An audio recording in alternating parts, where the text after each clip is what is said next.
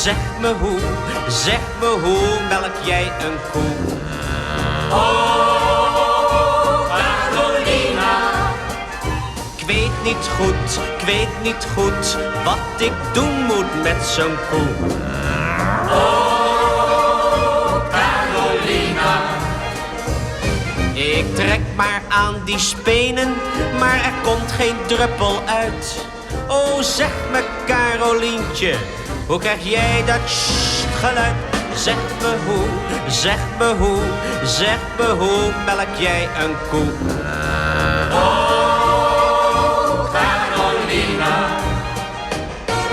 Ik was verliefd op Carolientje van de boerderij en wilde haar laatst helpen met het melken in de wei.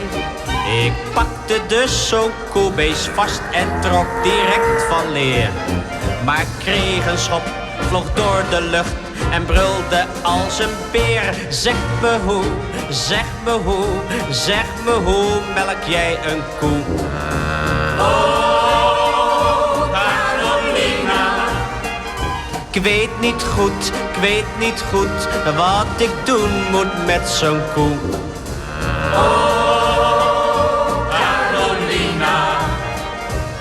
Ik trek maar aan die spenen, maar er komt geen druppel uit. Oh, zeg me Carolientje, hoe krijg jij dat geluid? Zeg me hoe melk jij een koe? Oh, Carolina.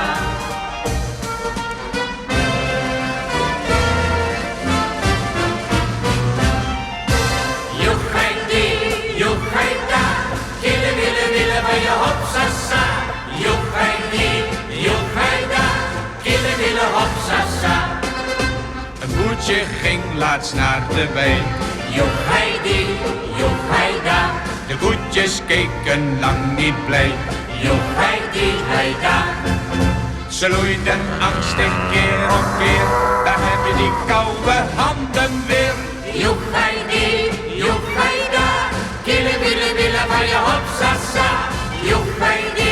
Joeghei-da, kille-wille hopsasa.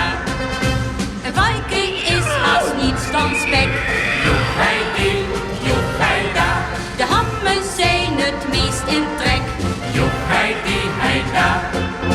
Die dingen zitten achteraan, want daar kan het beest er zelf niet aan. Joeghei-da, kille-wille-wille van je hopsasa. Joeghei-da, kille-wille hopsasa.